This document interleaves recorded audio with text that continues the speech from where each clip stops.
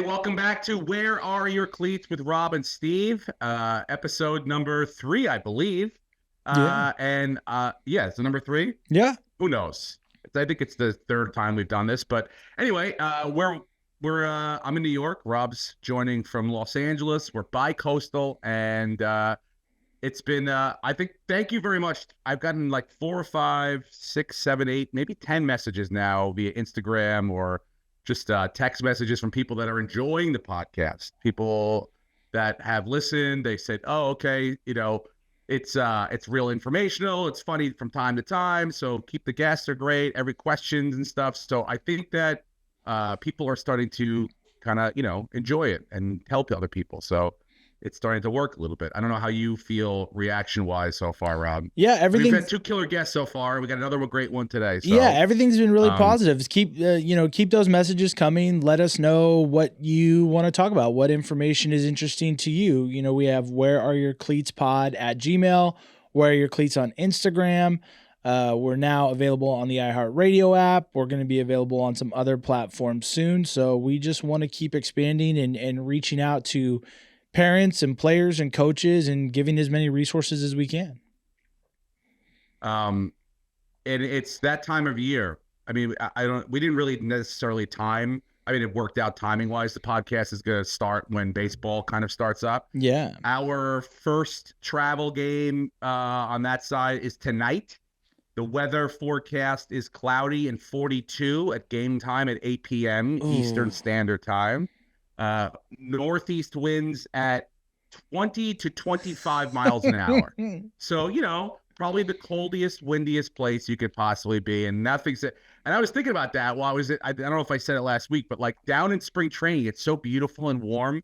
And then these guys come back up and then they play in 40 degrees. Yeah. Because, by the way, the Mets opening day is Thursday, which will probably end up getting washed out. It's supposed to rain here. We've had crazy amounts of rain since January. But tonight we go straight into it. And of course, no uniforms yet. I don't know if you ever had the uniform debacle where we had a uniform thing this year. Yeah. Now, here's what I've noticed so far, because I've been part of 2 different types of travel organizations. And for those of you who listen to the podcast who are part of both of them, obviously, this is just me spewing stupid stuff. So no one should take offense to anything about what I say. Don't take it personal. I would say it to your face as it was. But the one organization that Jonah first played for is owned by a hedge fund. Basically, it's one of those things where it's like, where is a lot of money going to? The numbers say travel sports, more specifically travel baseball. So they have a big travel soccer program, softball program, and a humongous baseball program. Sure. But it is also run like a hedge fund where you email and you just like, your coach will tell you once a year, here are the forms you have to fill out for, registration for all the tournaments. And then here's all the size forms for the thing. There's cutoff dates. It's very organized in a sense, the way a hedge fund would be organized. You have to get your paperwork in on time and blah, blah, blah. So we never have really had an issue with the uniforms. It changed. The color pattern been changed. The kind of style changed from year to year to year. Since we moved to what is now like more of a local town travel organization, where it's sort of like there's the little league aspect to it, and then these guys get together and they build a travel organization based on, which a lot of programs do. Right. And so what you're dealing with now is you're dealing with a human being like me, a normal person with a normal job that has, other obligations other than being like the person that orders the uniforms for the hedge fund's 35,000 travel, people. Right. This guy's in charge of, a couple hundred kids that he's got to get uniforms for, but whose sizes and this and that. So it's getting mad and getting upset. You're now realizing I used to be able to get mad at a business and a corporate. It's big business isn't getting us our uniforms on time.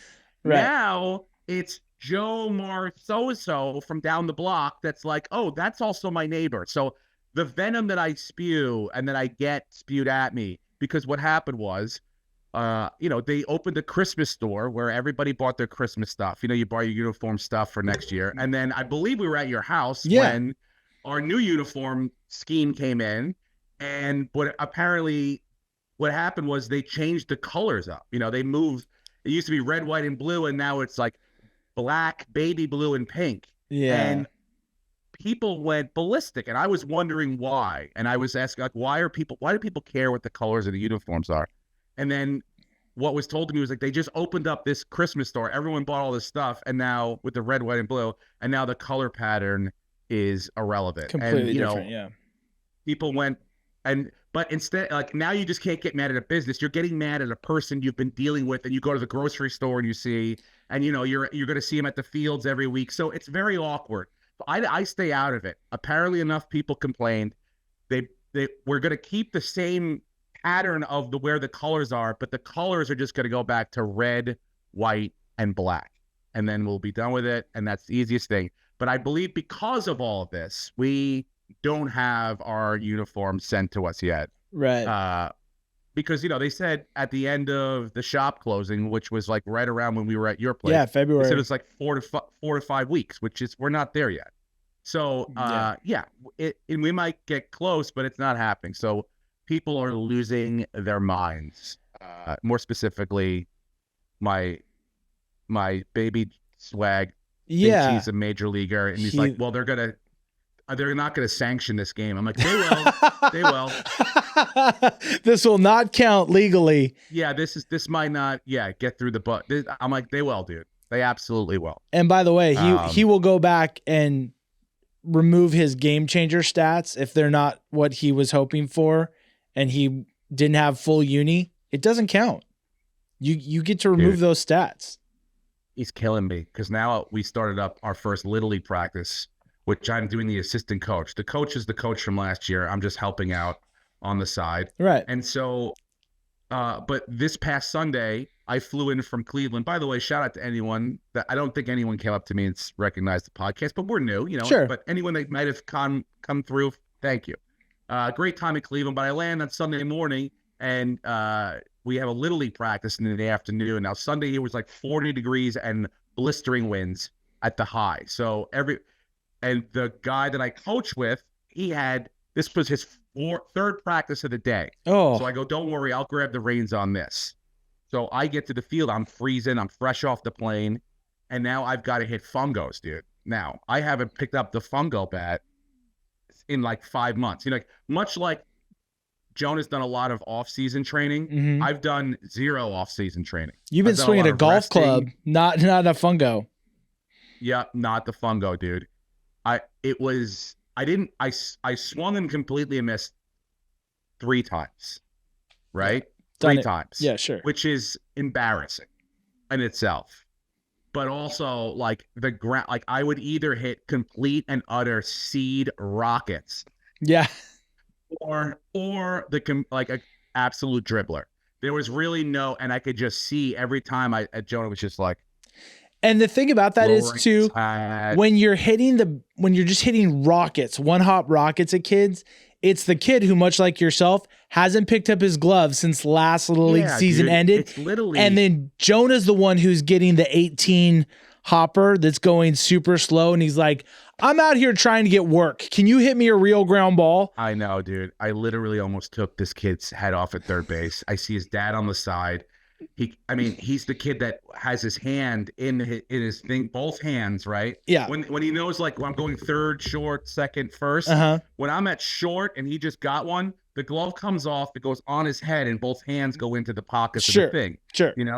So and then they're not coming out until the first baseman's going to step on first. Right. So if I just get the ball and I go to hit it and it's the rocket seed, dude, this kid barely has the leather on his hand. Yeah. Before he's got it. So it's a terror. It was not a great showing. Although Jonah was very nice at the end. He goes, "You weren't as rusty as I thought you were going to be," but I could tell he was. Just a real backhanded compliment.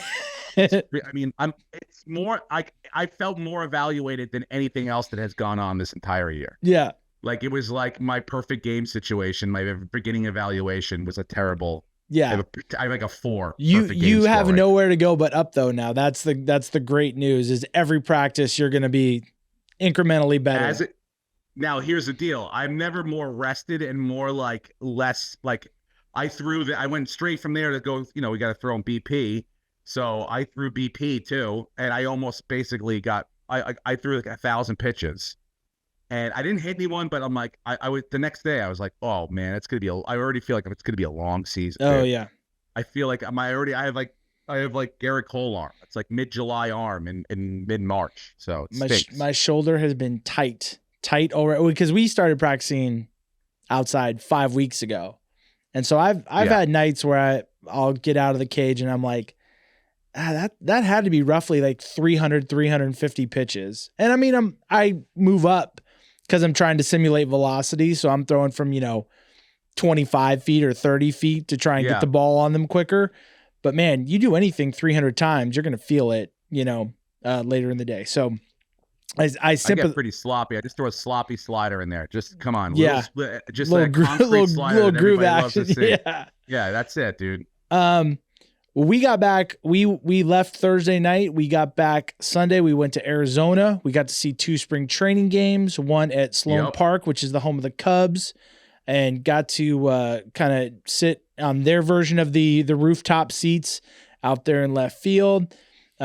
Saturday, Jack and I went over to the Peoria Sports Complex, got to catch up with my buddy Tony Arnrich, who is a coach for the Mariners, for a couple of minutes. And we were talking on the last show about people trying to get balls at spring training, and it's a kids thing. So we're hanging out waiting for Tony to come out, and he's getting ready to do his work, and he kind of sees us over to the side, and he walks to a bucket, and he's walking over towards us, and he starts going like this, and he's got the ball, and he's telling Jack he's going to throw it to him, and so he throws Jack a ball, and Jack catches it, and he goes, "Hey, take this one too, because I know your dad wants one." I was like, I was like, of course I want a Major League Baseball, but you don't have to call me out in front of everybody. Yeah, dude. But it was great to see him. It was great to see him doing what he does. And he asked Jack, so he said, "So how's your dad as a coach?" And Jack was like, "Oh, he's pretty good." And Tony goes, "Well, what does he say to you?" And he goes, he always tells me to stay on my legs." And Tony goes, "But do you ever say dad? Do you know what it means when you say stay in your legs?" And Jack sort of walked him through it and some things that have been happening during his at-bats this year. But man, don't be friends with a professional baseball coach if you don't want to be called out on your coaching. So that's the thing, dude. I get parroted. I just parrot stuff, but yeah, I don't know what it means. I mean, like, I know it just guess stay heavy or whatever, stay grounded or loaded, but like, yeah, Jackson, Jonah would be like, "What you just heard that for the first time too? What are you talking about? How would you know?" Yeah. So yeah, that's it does feel a little bit sometimes I do like people and coaches that have a good personality and a sense of humor, that they coach and they talk to the parents as well. They're doing it. They're talking to 2 sets of groups at the same time, which is fun because everyone has a good time. Yeah, that's awesome. Did you guys get great, like, good games and stuff, or have the game, or they? Yeah, I've been watching a couple, and like, it feels like either the A squad's playing, or it's like a team of, like, we'll see you guys in the summer or next year. It was a mix. Like, for the Cubs, Bellinger was playing, and for the Giants, some of their opening day guys were in there. Not a ton. Then the Mariners game, no Julio, no Cal Raleigh, but Ty France was playing, and Dominic Calzone and guys who will be everyday players were playing. But as we're at the point where camp's broken now. Today there's exhibition games going on around the country, but then opening day's on Thursday. So you could tell guys were definitely winding down on their workload, and I think it was just kind of the thing where everybody's ready to get the season going. So I'm super excited for Major League Baseball to start. It's just, by the way, can I say it's already started. I mean, I didn't complain about it last week, but it is pretty dumb. And I have to say, as a Dodger fan for your Suns, as Padre fans, I don't understand why we're starting the sport at 3:30 in the morning. During opening days that makes zero sense to me. I know there's growth of game and there's money but this is not a good idea. These games should be figured out and played at a different time. They got to figure out a way they should move opening day to Sunday across the whole thing. There should be everyone should start on a Sunday. Yeah. Everyone's off. You can go to the game. There's no missing school or work or whatever. People do it anyway, and they understand they're going to do it anyway. That's why they do it. But the way they started this year, I'm like, this is You have your biggest star, arguably, in the history of North American sports, and people will have to wake up at 3:30 in the morning Yeah, to watch him. It makes no sense. Not being able to see the game. I mean, like, I think I'm not telling any secrets when I was born and raised a San Francisco Giants fan, so I'm always interested in what the Dodgers are doing. Maybe I'm not openly rooting for them, but for it to be the first game of the year, I want to watch it. I just as a baseball fan, and then I think I read somebody else's social media post that was saying I have to set my alarm for 5:30 so I can watch the Dodgers at 6, and I thought 6 a.m. maybe I'll get up with the dog and watch the game and then go for a walk or so. And it was 3 o'clock on the West Coast. I was like, well, that's not happening. I'm not getting up at 3 a.m. to watch a baseball game, no matter who it is, unless it was the World Series. Could you imagine if the NFL this year announced that the Thursday night game is going to be played in Budapest at 4 o'clock in the morning for the Chiefs and the Bills?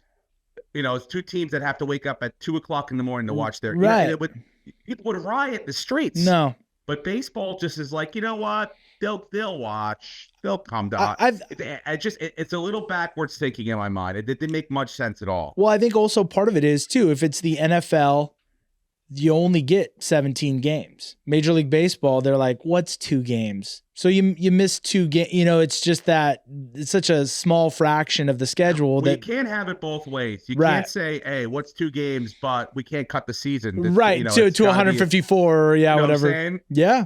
No, I agree. You can't say, oh, it's just 2 games, but then when it comes down to we're having 1 game, seasons come down to the last game of the season to see who's going to play in a wild card game or a playoff game or, Well, that's everything it all counts in a sense. Well, I mean, yeah, look at the AL West last year and the wild cards. It all came down to the final weekend. So you can't really say it's just 2 games in March. It won't impact the final standings. And even if everybody believes that the Dodgers are going to be the division champs and win by 15 games, the Padres might be fighting for a wild card. And we had to get on a plane and we had to travel just like the Dodgers did. And if we end up 1 game out of the playoffs, we're going to be ticked off.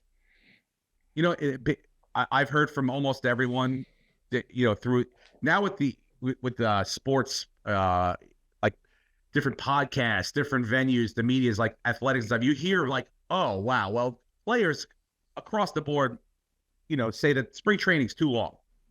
Most of them don't need, because of the way everyone works out in the winter now, they don't need all this time to get ready for whatever they're doing. Pitchers are usually coming ready. Hitters are usually taking a ton of ABs. In fact, it's actually for the Yankees this year worked against us. Judge took too many swings in the winter, and Cole got too revved up early. Whatever it is, I think the reason it's so long is you're building in travel days for these international trips that you have to work around. Yeah, it makes no sense. Cap it down to 3.5 weeks. 3 for 3.5 for pitchers and catchers. 3 for you play.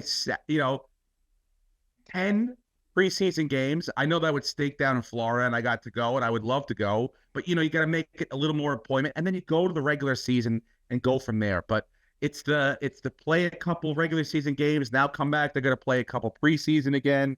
It's the back and forth, and there's no fanfare. There's no like, well, here we go. This is the opening day of the season. I'm still trying to figure out. Cincinnati, they used to have a parade. They used to have a parade in Cincinnati. And I'm still trying to figure out why we're starting on a Thursday if almost nobody's going to play on Friday. I know. Like once let's get it going. It kind of takes the wind out of my sails when we have opening, because you're so used to a series and not a break in the middle of the series. It's like, well, if we can't have a 3 or 4 game series go straight through, let's just start on Friday. Yeah. Or shorten it all, get it down to 142 games.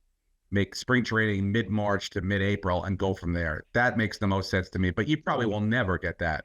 No one will ever budge on that because, owners, there's a lot of money to be lost there. No, I mean, if you cut it by, 10 games and you lose 5 home games, that's. I was like, it was very anticlimactic. I literally fell into opening day where I went to watch, like Get Up or whatever I watch in the morning. And sometimes it's like, oh, wait, the game. Oh, this is opening day. Right. I'm like, this is so bad that this is happening this way. It stunk. So I felt it like it was pretty lame, to be honest. It kind of stuck. And I don't know. I mean, I would be livid if the Yankees, if I had to watch Juan Soto's opening day at 2:00 in the morning. That's how I would be like, this is crazy. Yeah, 100%. It's, I want to have that feeling of them being in their own ballpark. And Yeah. the way it was, which were the game? Did they get a 1-1? They switched. Yeah. They each get a home game? They each got a home game. Okay. But yeah, I want it to be, I guess it's me longing for 1989 and Will Clark at Candlestick Park on opening day. And, dude, I don't mind the London thing in the middle of July. Those guys probably don't want to fly over Field there. of Dreams, Middle of the season. Yes. But this beginning of the season stuff is real horseshit. Yeah. At least make it so that we can watch it. Oh, here's Walter. All right. There we go. How you doing, Coach? Hey, Walter, how are you? I'm doing great, thanks. Sorry about that. We got a little Boston traffic today, so everyone's into traffic. I was a little late getting to the studio. I'm in Southern California, and I tried to make a 30-mile drive in under 2 hours, and I came up short. With the three of us, we could get a pretty good traffic report. We got the New York metro area, the Boston area, and the Los Angeles area covered, fellas. Yeah. Well, we go coast to coast here. That's how we work. That's amazing. How are you, sir? Thank you for joining us. Fantastic. How about you guys? We're doing great. We're just talking about, I was saying that, our boys now, my son that plays baseball and that played with his son is now playing 12U, 11U, but watching games, and I was seeing a game at 8U, I was saying grown men in Little League were in business meetings during the day, losing focus because they were worried about trying to find one kid that can throw the ball over the plate to not walk the entire other team. Like, meetings were ruined. Deals were destroyed because so-and-so couldn't figure out who they were going to get to throw. And that, to me, I said I was missing that in a way because I was like T-ball, and you want to go back to that, and it was very fun. But dealing with it, I don't remember how I dealt with it. I don't remember how we dealt with it, Rob. But, it seems pretty brutal at times. Yeah. I can tell you that, worldwide, pitching at little levels, I think we start kid pitch a little too early. And I think, there's a variety of things that I think are simple, but yet we're too reliant on what I call the gadget and guru syndrome. And nobody just wants to do the simplicity anymore. Yeah. Well, I've got a ton of questions for you about that, but I'm going to let Rob walk through your bio because it's extensive. So I just want to make sure everyone knows who you are and what you've accomplished. Yeah, Coach, I found you because I'm just a baseball junkie, and I was looking for baseball podcasts, and I stumbled onto yours, and I've now listened to every single episode. And you clearly have a long history in the game. You were drafted, played at a high level. Both your sons have played at a high level. You've coached collegiately, and now you're doing this awesome thing where you are sort of doing what we're trying to do, but on a higher level, where you're helping parents who think their son might have a chance to play collegiately and helping to walk them through this process of getting to the next level. And so after all you've been through, your coaching background and helping your son too, and I don't know if you can really see this on camera, I'm actually wearing a San Francisco Giants sweatshirt. So I see that. We need to get you some Cleveland Guardian gear though. But so I knew who Tyler was, a long time ago before he ever made his debut. And so your name, resonated with me immediately from knowing who Tyler was. So how did you kind of come to this point in your career here after everything you've done? Well, I think, to be honest with you, I've been doing helping families and student athletes with baseball, not really too much to do with college recruiting, for over 35 years. And what really happened was during COVID, I started to get this avalanche of calls like, hey, now that we can't play travel ball or high school ball, how are we going to get recruited? How did my son get better? I'm like, you go in the backyard and play catch. You can take a tee, you can throw, rocks at cans. I mean, people just were really perplexed as to how does the sport carry on? How do we get better? We can't go outside. We can't interact with people. And so that led me down a path of writing some books and then doing some podcasts. And I started out on social media. There was a Clubhouse app, which led me to Twitter Spaces, which led me to YouTube.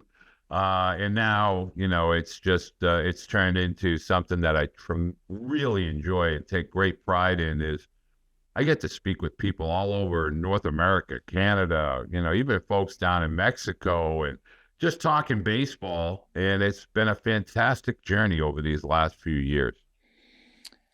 That sounds amazing. I mean, I feel like because, I guess the COVID thing before that, did you see yourself in the path that you're on right now, or was it COVID that sort of shifted you, or were you just like, I'll help people here and there before that, but then it's like, oh, this is something that could be, a viable sort of, life for me? I think really what happened pre-COVID was probably 2018-ish. I had a friend of mine who had a grandson that was playing just what I call Little League T-ball type of thing. And, I made a point just to mention to him in passing, hey, tell your son, let your grandson hit off a tee. I did that with both my boys. And don't be the parent or don't be the grandparent that has to make everybody aware that your grandson can hit off of a pitch, like of a thrown ball. Just let him hit off the tee. That's fine. Anyway, he invited me out to watch his grandson, and I did. And I was just absolutely blown away at the number of parents that were like, no, I don't need a tee. Don't worry about it. And, swing after swing, and the kids were picking dirt, and nothing was really getting accomplished.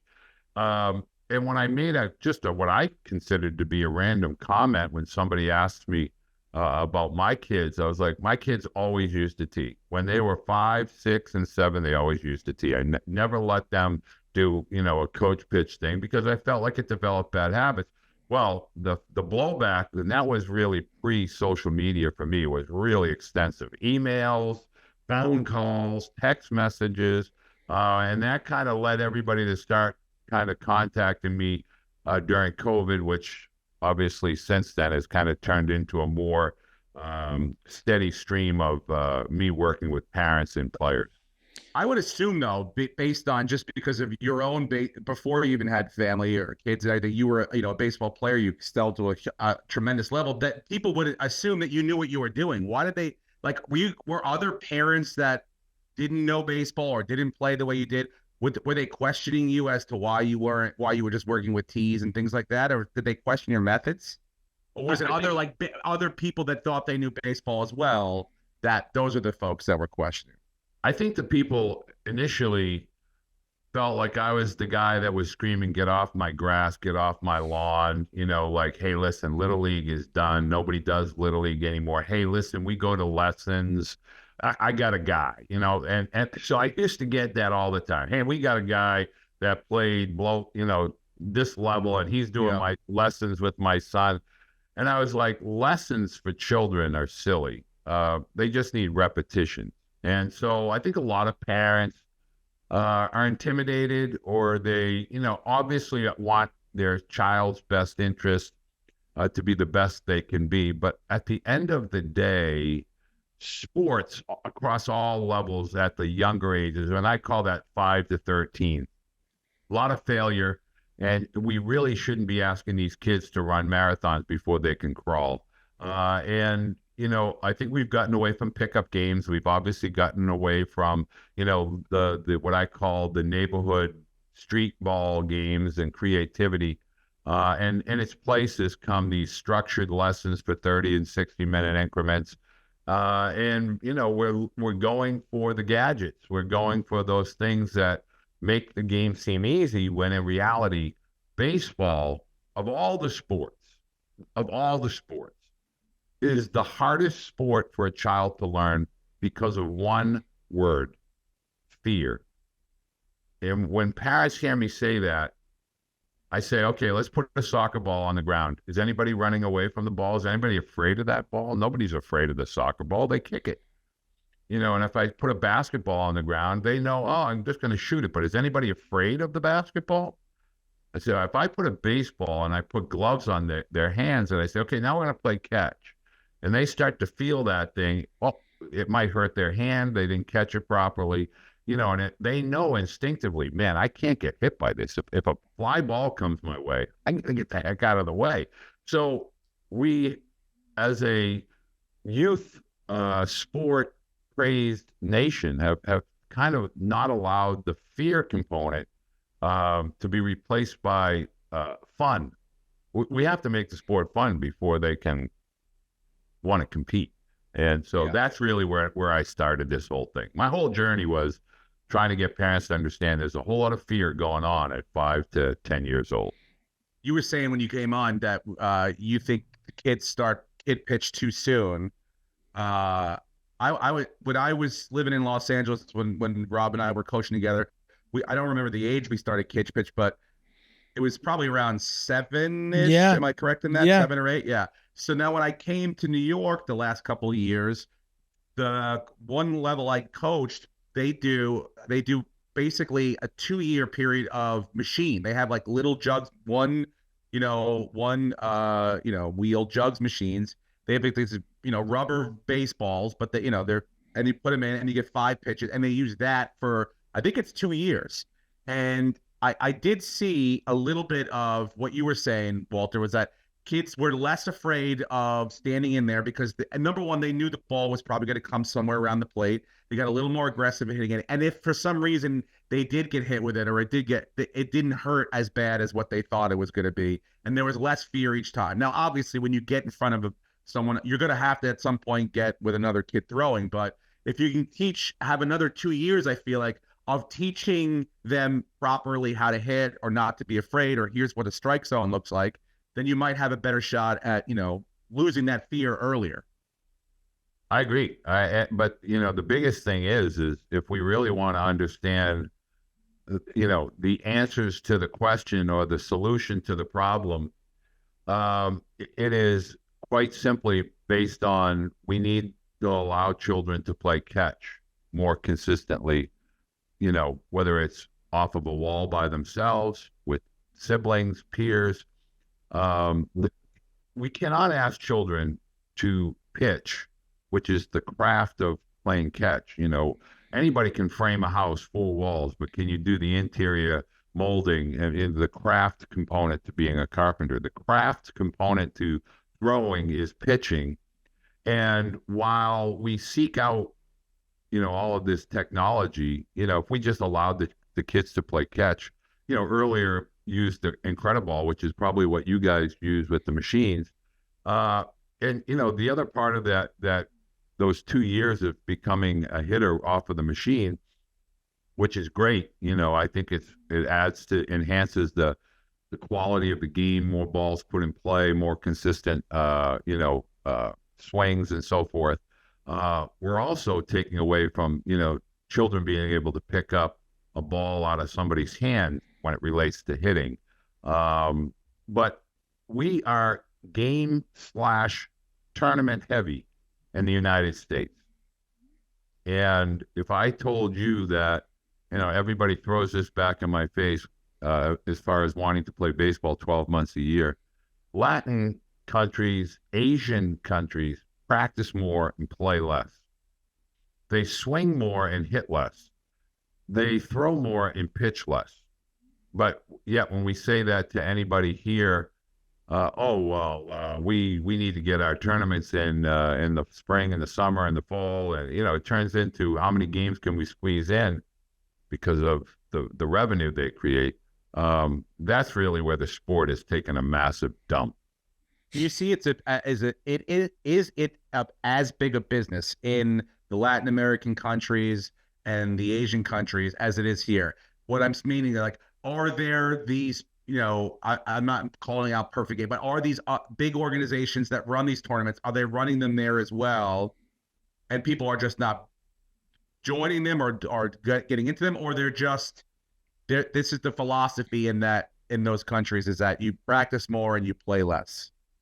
Well, I can definitively tell you, because I do some work with some folks over in India who are just now, over the last 18 to 24 months, getting into baseball at a much higher level. Asia, Latin countries, Venezuela, the Dominican, Mexico, China, Korea. My son played in Japan last year. Japan, these countries unilaterally, really invite and promote interaction with children, multiple ages. Whereas here in the United States, where we're thought to be the baseball mecca, we have a business model of 6-year-olds must play with 6-year-olds, 7, 8, etc. We play more and we practice less. We play tournaments that have time parameters, but yet the sport doesn't have that. What we've done, what they do over there, which in Latin countries specifically, as well as Asia, is they really allow the older children to play against the younger children. And what ends up happening is, and that's the way it was for decades with Little League and other rec ball programs throughout the South and the West Coast, we have begun to tell children, be very afraid of those older and bigger players. But yet they're the ones that show the younger children, oh, okay, I see how he's catching the ball. Oh, I see how he's moving his feet. And then there's this emulation and this kind of copycat mentality when they watch somebody as a 10-year-old, when they're watching a 12 or 11 or 12-year-old, oh, okay, now I see how they do it. And now I'm going to start to do those things. I'm going to move my feet. And we've taken that, we've stabilized the game. And I will tell you, other countries do not have anything remotely close. Do they play travel? In some form, yes, but not to the degree. The business model of youth sports really wants to capture every single penny. That's why we go 10 to 11 to 12 to 13, when in reality it should be 10 through 12, 13 through 15, 15 through 18. Because that's the sport. The sport, here's what I found. How old are your children, guys? How old are your children? My son's 11. I have an 11-year-old and an older son that's 15. Okay, 11 and 15. How are all the kids in that range? So the program I coach in, we have kids from 9 to 14, basically. Like we have, third and fourth graders up to kids who are about to enter their freshman year at our practices. So yeah, to me, that's fantastic. We need to return the game to the original platform that it had been on for decades, which is, I find it really odd that parents of younger children are driven, or they're chasing the carrot of being better prepared to play high school, and then obviously the college recruiting piece that goes with the high school piece. So at ages 8 through, say, 16, we're all chasing you got to be in a competitive environment or your son's going to get left behind when he gets to high school. He's not going to be prepared when he gets to high school. But yeah, when he gets to high school, ninth grade, he's looking at seniors that are, big, physical, mature. I'm asking your son as a freshman, you got to go compete with that guy. And you got to compete, against other kids from other teams that are that old. And then, oh, by the way, college baseball is now up to almost 24-year-olds. So when you're 18 or 19, guess who you're playing against? You're playing against men, actual adult men. Yeah. But yet, when they're younger, we're trying to, oh, that boy's too big. Check the birth certificate. Oh, he might have drove here. He has facial hair at 13. And so I think we've tried to make everything part of we're trying to drive home do this step by step by step, and it's just not the way the sport of baseball is played. Yeah, I think that's the hard part too, is and maybe it's a generational thing, and parents now, you have the phrase lawnmower parents and things like that, who everyone's trying to carve the perfect path for their child. And the truth is, the game and your career, I mean, if you're a little leaguer, you might be an all-star one year and then you move up to majors the next year and you struggle. There's too many ebbs and flows that if we don't sort of lean into the failure part of it, we're not giving them a real opportunity to grow. If we just keep putting them in positions where they get to be the best player, one of the best players all the time, and not letting them, face better competition and go, wow, I really got lit up there. Boy, these guys are hard to hit. I'm coaching Little League majors this year, which is mostly 12-year-olds and 11-year-olds. But this year we happen to have one 10-year-old who's playing with us because from a skill standpoint, it just didn't make sense for him to stay down and play with 8 and 9-year-olds. And he's having a hard time, but I've also seen him get really frustrated in games when he was younger. And this year he's frustrated because he's not having the success he's used to, but you can see he's handling it in a different way. And I was worried about how he would handle, maybe getting his doors blown off by a 12-year-old. And it's almost like he can handle it better because he knows he's younger than them. And so there's not an expectation of him being the best player. And so hindsight being 2020, I'm thinking, wow, maybe this kid will actually see more long-term development out of this year of struggling than he would have if he stayed down in minors and he struck out every kid he faced and he hit 845 because he was hitting off 8 and 9-year-olds. That is so on point. And I want to, so as a parent, last night, for example, I still feel it to this day. When I talk to parents, I try to tell them, when you're the parent of an athlete, particularly in baseball, there's this big, massive spotlight on our children. So if our child is up at the plate, every single person at the ballpark is watching our child. If he's the pitcher, everybody is watching our child. Ground ball to short, bases loaded, you're winning by a run, and our son, everybody's watching our son. He has to make that play. And so that spotlight effect. And then when they make the error and they lose the game. And so like last night, my son pitches in a game, gives up a home run. I'm still not sure if it landed yet. Christian Walker hit a ball about 595 feet.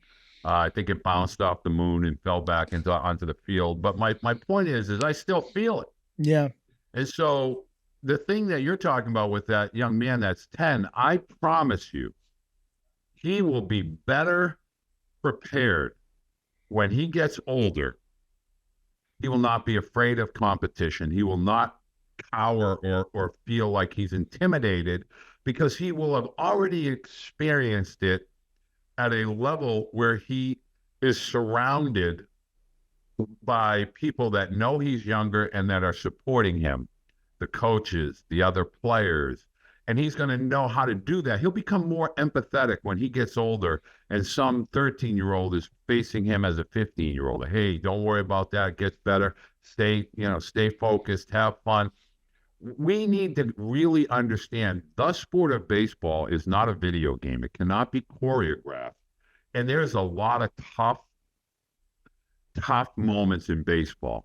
And you have to be able to learn how to flush and move on to the next. And every dynamic of baseball, and I try to tell parents, once you learn as a parent how to flush, good, bad, or indifferent, what just occurred, and allow yourself to be present in that next moment, and then you teach your child to do that, the enjoyment level of baseball will go way up once they learn that. And it's hard. It's very hard. I struggle with it even today. Oh, it's so tough. It is. It's got to be the hard. There's so much failure. And the way I think about it like the steroid era is like people were like, oh, what do they do? Does it help your hand-eye coordination? No, it helps you recover faster. So they would work out, they get bigger. I go, but you can use a legal steroid in your brain where if you can make a mistake and you can recover quicker than everybody else and you're on to the next thing, then you're there and you're more present than everybody else first in line to be there. So it's almost, that's what you have to kind of trick your brain to say, we got to move on. We got to turn the page as quick as possible. Otherwise, we're going to be behind everyone else. It's tough. It's the toughest thing in the world to do. Like you said, I can't do it. I can't explain how to do it. It's tough to learn, but it is necessary, especially if you want to get to a very high level. Can I ask you a question, Walter, for a dad with a son who's pitching? Or are both your sons pitchers? Both. My oldest one was a catcher. He ultimately became a pitcher. They both had really good arms when they were little. Okay. Yeah, they were all pitchers. They were both pitchers. So, but did you? What I meant to like, did you when you started learning baseball and teaching them baseball? Did you teach them this is as a pitcher, or did you teach them as baseball players? And then at what point did you say, okay, you need to concentrate on certain things because you're going to be a pitcher, or you want to pitch, or this is what you need to do to pitch? This is an interesting dynamic, and I get asked this question quite a bit. And I'm going to tell you a couple things that are kind of off-road. First of all, both my boys played 3 and 4 sports throughout their whole youth. Every part of their childhood. They had Pop Warner, or they basketball, hockey, and baseball. But when it came to pitching, my youngest one took the pitching. And I was a catcher, and so I taught both my boys how to catch. But what they would do is they would find their way to some of my practices, both at the high school and Legion and ultimately college level. But what I used to tell both my boys is I would put a tire. I just put a tire to a ball bucket. And I would say to them, okay, we're going to just take a bucket of balls. And when you can show me that you can throw 7 out of 10 balls through that tire, we'll start to talk about pitching. So, it was one of those things where, because they played catch with the football a lot, because they played a lot of catch just in general, their arms were always, I would say, above average, nothing elite necessarily. In fact, my son got cut from Team USA because he didn't throw hard enough, when he was like 17. So, I used to always just say to parents, we're putting too much emphasis on trying to fool kids, and you're trying to tell your son to throw a curveball at 10. And so to illustrate my point, one time, I took a bunch of little leaguers. In fact, I took a busload of little leaguers to my college practice. And I talked to all the parents, and I talked to all the kids, and I said, okay, we're going to watch batting practice, and I want everybody to count how many home runs my team hits during batting practice. And at the end of practice, I got everybody together again, and I said, okay, how many home runs did my team hit today during batting practice? And I want to say the number was like 10 amongst 20-some-odd kids, athletes. I said, okay, did they hit a home run every time? No. Did they hit any ground balls? Yes. Did they pop up? Yes. Did they hit any foul balls? Yes. Did they swing and miss? Yes. I said, okay, so we're not throwing curveballs, changeups, sliders, and sinkers in batting practice. We're just throwing a fastball. But yet they all knew they were just getting a fastball, and they did not hit a home run every single time. So as parents of pitchers, I'm here to tell you, once you know you can throw a ball over the plate 7 out of 10 times, we don't have to try and fool anybody. The hitters are going to pop up, ground out, swing and miss. And if you learn that as a young pitcher, that all I have to do is throw a pitch over the plate and force the hitter to swing the bat, you're going to become a really good pitcher when you get older. And my son's going to love to hear that. Yeah, He's going to love to hear that. I just think we're trying to make the game more complicated. I think we have a lot of adults that are seeking validation to become an authority figure. And, we have hitting gurus that go back and forth on social media, and pitching people and so forth. But at the end of the day, if I said to you in Southern California, okay, we're going to go to the Dodgers batting practice, and we're going to see how many times Freddie Freeman and Mookie Betts and Shohei hit home runs in batting practice. If we throw them 10 pitches, they're not going to hit 10 home runs. Now, they might hit 4, but they don't hit 10. And so if we just take that premise and just say fastballs over the plate, force the hitters to make a decision to swing, you're going to find you're going to be more successful as a pitcher than you are trying to fool a hitter with whatever other pitch you're trying to throw. I think that's awesome. I think in speaking of fear, and for me, fear goes beyond, just fear of the ball, but also fear of failure. That, I mean, kids, we were always tough on each other as kids, but I feel like as a parent now, man, kids really don't want to fail in front of friends, have a spotlight put on them unnecessarily. And so it's really easy when something goes bad for somebody else for the kid to sort of deflect and go, oh, you made an error. Oh, your team lost. The word I hear more than anything else, and this might be a Southern California thing, is kids calling each other trash. Your team is trash. You're trash.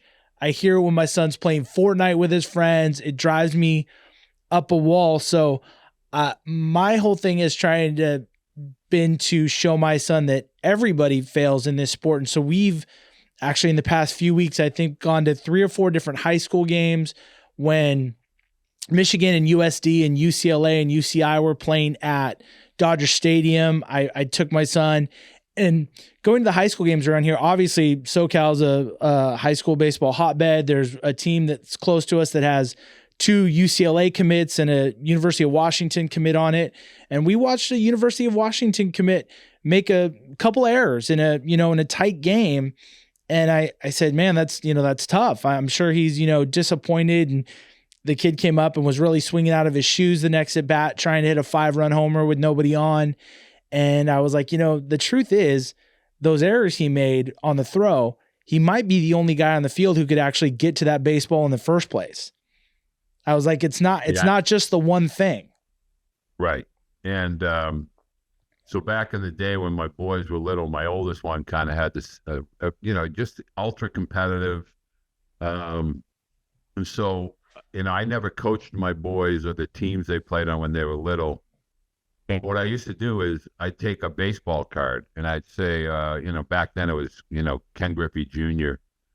And I'd say, okay, I'm gonna give you both a Ken Griffey Jr. card, and I want you to turn around and let's look at these statistics. I'd say, okay, let's see how many home runs he hit. Oh, he's got 48. Okay, well, now go to the strikeout category. Ken Griffey strikes out. Oh, he made a couple of errors. Can you believe this? I mean, really? But then I started to do the basic math with them, and I would say, okay, Ken Griffey is hitting 312. That means out of 10 times, he's basically not successful 7 out of 10, which means he is failing. And when you hit a ground ball to short, that shortstop, he has to field it, throw it accurately in order to get you out. But if you hustle, if you can create effort, attitude, and energy. If you just focus on your effort, your energy, and your attitude, everything else is going to take care of itself. And don't worry about what today was. At the end of the season, the numbers will be what the numbers will be. I said, you can't, don't worry about it. In today's world, game changer. I mean, to me, that's the biggest nightmare of them all. We don't worry about stats. You don't need to worry about stats. When I go around the country and I talk to parents, they'll say, my son is hitting 454 in high school. I said, really? And I said, why is that relevant? Well, college recruited. I said, oh, okay. I said, you ever heard of Dansby Swanson? Yeah.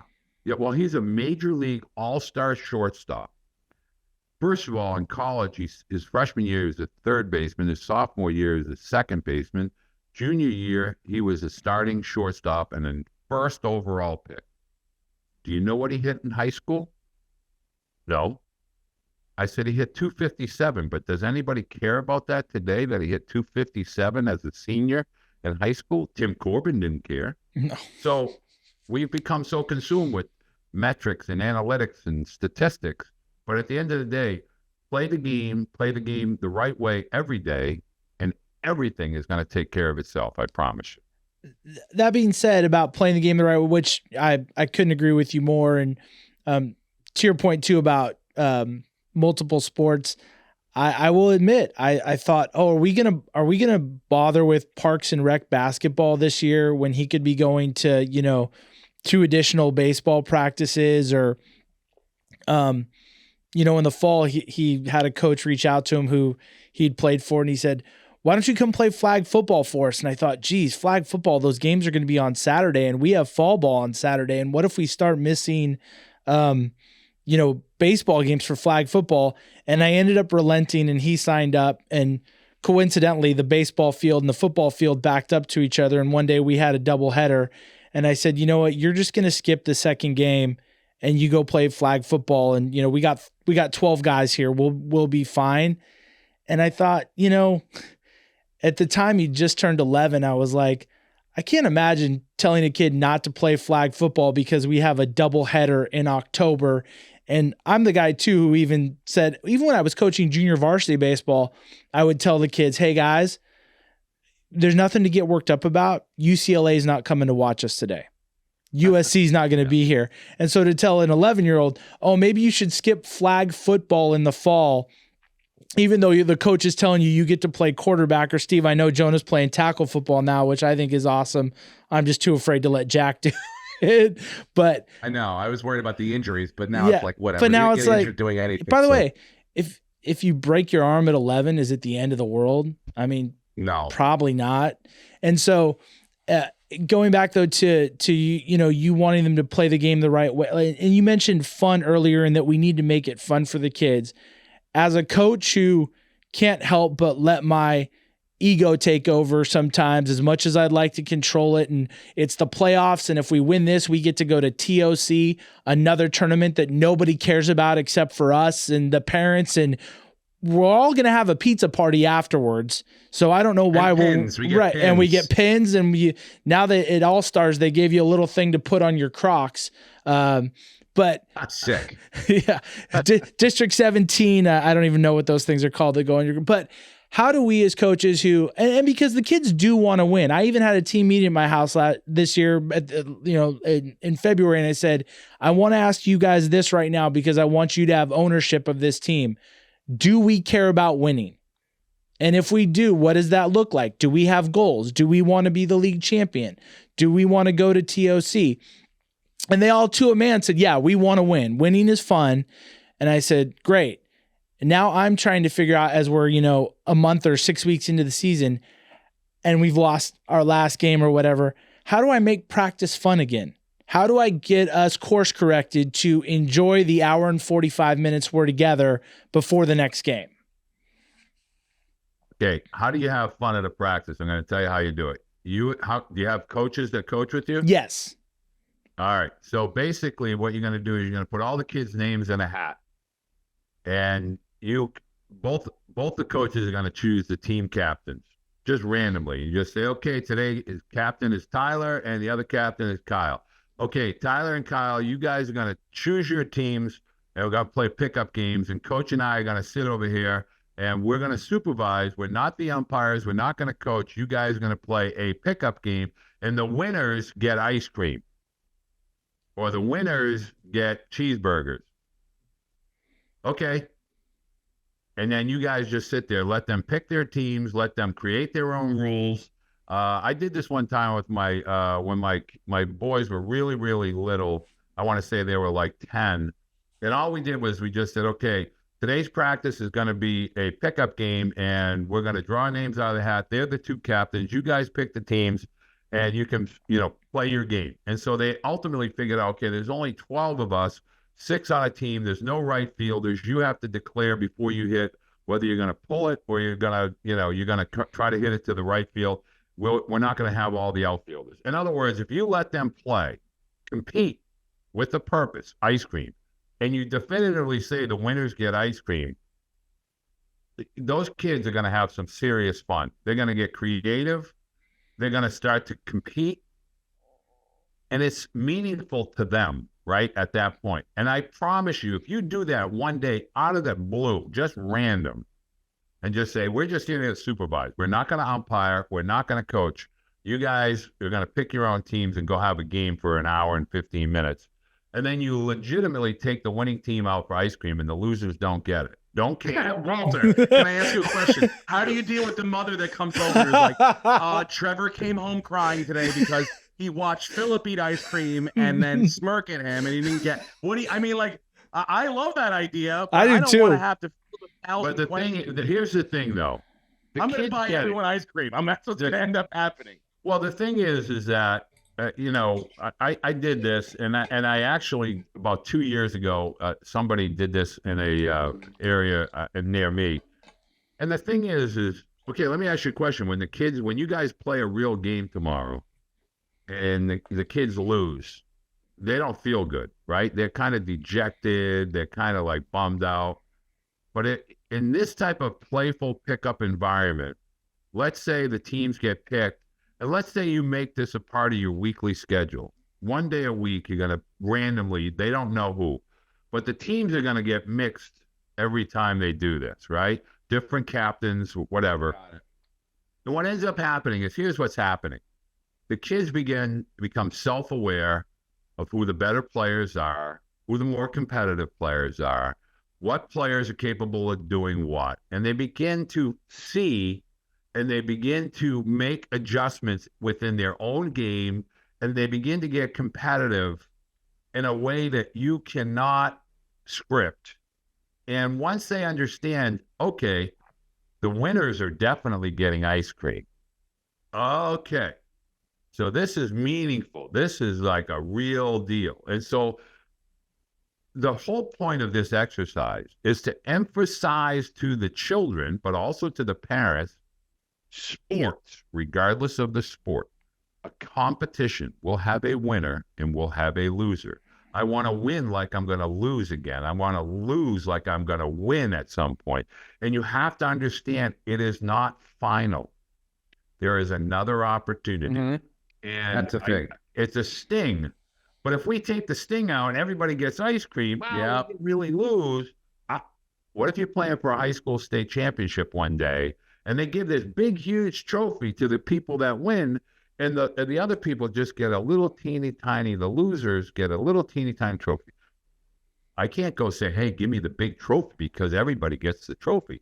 So in other words, in a small way, you're starting to get the children to understand there are consequences, and my teammates are relying on me. And even if it's as meaningless as just an ice cream for the winner, the losers are going to say, the next time we play, I'm choosing Jimmy, and we're going to really do this next time, because now I know. In other words, what we're building is this foundation of being a energetic, competitive athlete. And we're not focused on the result. We're really trying to focus on our level of play as an individual within the confine of a team. And if you keep doing this over and over, you're reinforcing, all I can control is my effort, my attitude, and my energy. And I'm going to be a great teammate. I'm going to position my buddy. I'm playing short. Hey, I'm going over towards third. Kind of shade the middle a little. In other words, you start to see them communicate without us as adults trying to read each other. They know what they are doing. I promise you. I'm doing I it. love that. I'm doing it Thursday night. Great Yep. GMs out of it too. Right. You're gonna get a kid who's like, hey, I might not be the best third baseman, but I sure know how to pick them. I'll tell you that right now. Right. But think about this. Sports. What are we teaching our children with regard to sport? It's there's a spirit of compromise. There's a true spirit of being ultra competitive, meaning you want to be that guy nobody wants to play against, but if you're on my team, I love your attitude and your energy. In other words, that is the foundation of sport that we carry over into relationships, academics, when we get older with regard to being an employee or an employer. But yet we are negating the innocence of childhood. And I call the 10-year window 8 to 18, because after 18, if we're going into college or whatever, we're more accountable for our decisions. But we have that wiggle room of, he's a kid, he's going to make mistakes from 8 to 18. But yet we don't ever give the kids that opportunity to learn those skills. And that's really, travel ball has a tournament after tournament after tournament. And like for instance, in Cooperstown, they have that tournament of champions every year where the best of the best go. And it's meaningful to come in out of the top 80 teams in the country. You come in the top 40, okay, that's an accomplishment all unto itself. So pickup games are a lot more, they're very beneficial in a myriad of different ways that we underestimate. I like that. I love it. Can I ask you, I mean, as a father of two sons, were you competitive? Did you ever, not pit one against the other, but did you ever use each other as a motivational tactic? You know what I'm saying? So-and-so did this when he was your age, or you were better than him at this age, or, to lift him up or build him up or bring him down a little bit. Kind of, was that something you used at all ever, or no? I will tell you this. The youngest in anybody's family is always the most durable. They end up being the toughest because they get pushed around, they get knocked down, they're hanging with their brother's buddies, and they're always the last guy picked. my youngest one, Tyler, will tell you to this day, he had a tremendous advantage because he always would insert himself into his older brother's activities. And I used to always say to both my boys, if you go between those white lines when I'm coaching high school or college, I'll let you do that. But understand this, nobody's turning the volume down when you go between those lines, meaning the hitters are still hitting them really hard. So you got a glove on your hand. You better know, either get the heck out of the way or don't try to field it. But if you got to field it, it's coming in hot. You're playing catch with these older boys. It's coming in hot. Understand, going between those lines, it's game on. And so I think my youngest one always benefited. He competed against boys always older than him, regardless of the sport. And yeah, they become very competitive. The little brother does not want to get pushed around. And it's not until that moment that he decides to push back does the magic occur.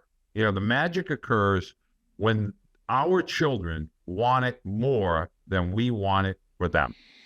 And that's when they push back. And Our eighth grade, we have our high school's opening days tomorrow. We have an eighth grader starting the high school home opener, throwing to his brother. That's a junior. That's the catcher. So eighth grader throws 81 miles an hour, and he's starting the home opener. But he only wanted to do it because he wanted to throw to his brother. I was like, that was man. my boy. My boy. You can look on my social media. When Tyler was a freshman, his brother was the catcher, was the junior catcher. When my son was a senior, my catcher who caught his senior year, Tyler, that was his catcher. And like they would have some dialogue and people would laugh, but they would be competitive. In fact, one moment that just sticks in my mind, it was the Bull Durham moment. My son, the catcher, calls for a breaking ball, and my youngest is shaking him off, and he's like, and all of a sudden, I used to sit out in right field, and I could see my catcher son stand up and go, no, serve it up, no. Yeah, okay, you go. And it's a true story. And the kid hit a ball probably 500 feet that was rolling and rolling and rolling. And I could hear my oldest one, who was a very gregarious kid anyway. Hey, how's that feel, Captain? How did that feel? That was a long way. I don't think it stopped rolling. But, the thing is that good for him, dude. But that moment in life, for that boy tomorrow that's going to pitch to his brother, they'll never forget that. They'll never forget that. And it's an energy that I wish every parent could feel with regard to the extent that memory will be emblazed into those two boys' brains. And it's a part of not only their childhood and obviously their brotherhood, but it's a part of who they become as adults. Like, I got you. And I think we underestimate the power of that. Yeah. Look at the Kelseys. Come on. It's like, give me a break. They push each other beyond everything else. Yeah. Right. But I mean, it's that moment that we get to allow the boys to be brothers, but also competitors at the same time. Oh man, that's so awesome. Well, Coach, we've taken up so much of your time. I can't tell you how much I appreciate you joining us. And yes, thank you. I want everybody to go check out your podcast. It's just a ton of good information. I am constantly stealing from it and quoting stuff to my son and players. And while the recruiting stuff doesn't necessarily apply yet, there's just so many great things about the game that are in it that kids can learn from every level. And so thank you so much for being so generous with your time. We're going to put a link to all your information in the show notes so people can find you and come listen to your podcast. And I really just appreciate your perspective on the game and keeping it fun for the kids, because I know as a coach and a parent, sometimes it's easy to get lost in wanting to see results and to make gains when we all know that the gains are in inches, not in miles. Well, I truly appreciate it, guys, and I really I'm grateful that you had me on today, and I want to let parents know it's bedeebaseball.com. But you'll be happy to know that starting in April, I'll be talking with major leaguers, college coaches, college players, but the focus is on 8-year-olds through 16-year-olds on all of the topics that we covered here as far as pitching and hitting. and really getting those coaches and those players to kind of share some of their moments as kids and how they came to love the game. And hopefully we can start to get the kids to understand that the greatness of the sport of baseball and all of the values that it does bring to the kids. Absolutely. Awesome. I appreciate it, Coach. Thank you very much for your time. Thank you, Walter. You guys very much. Best of luck. Be Best well. of luck this year. Thanks, guys. Thank you very much.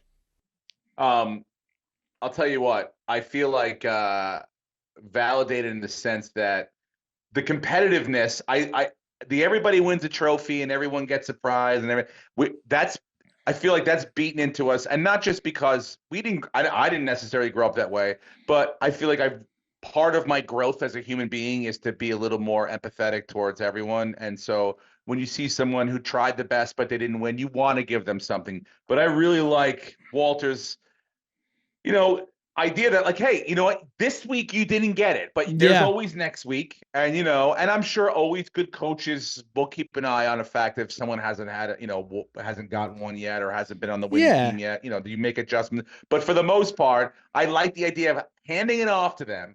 You guys make the decisions. You guys can how baseball practices work. You know how games work. You go ahead. We will be here to supervise, and beyond that, we're going to stay out of it. I like that.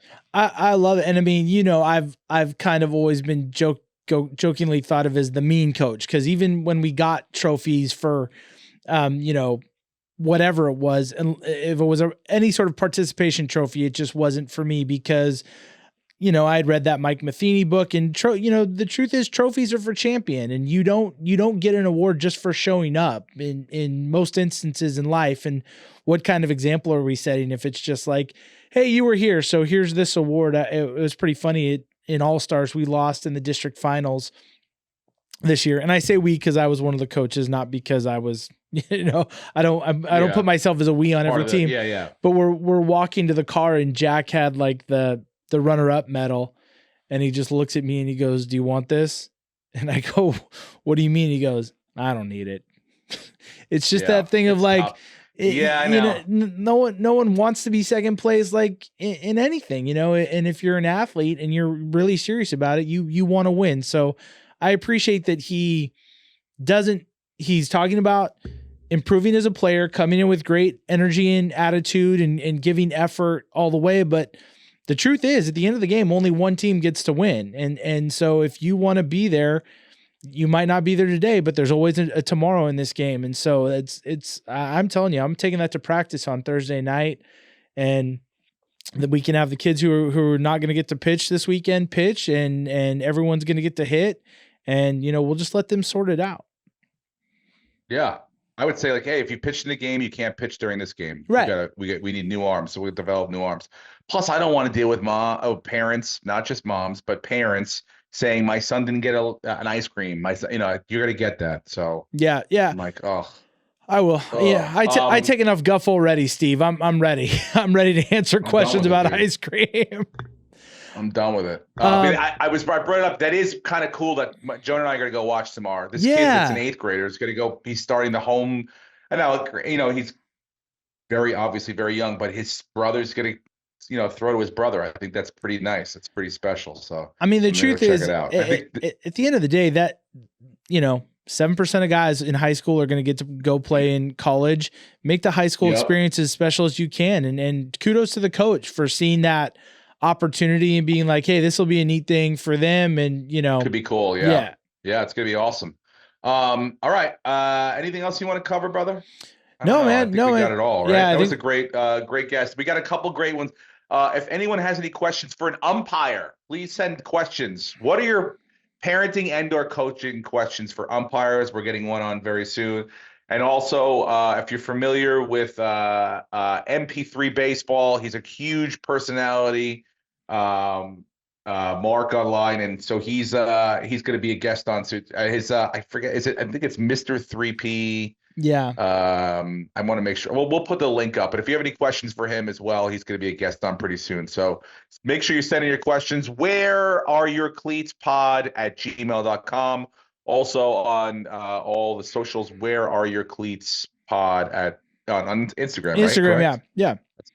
Awesome. And we'd love to hear from you guys. Hear what you want to talk about on the show. And yeah, that's awesome. I'm looking forward to having those guys on. And please, if you're going to send in a question for an umpire, phrase it in such a way that we will not be offending him while we're phrase it talking however to you want. Yeah. We'll clean it up, or we won't. I will, depending on what we feel like that day. Steve Rob will be the nice guy. Steve will go right at him. Yeah, I mean, some of these calls need to be questioned. I have questions. Yeah. Okay. And I want answers. I'm the guy who goes in with my hand over my mouth and whispers like, what did you have there on that? I'm going in with kindness and gentleness and with an open mind, but some things have to be explained. Let's just put it that way.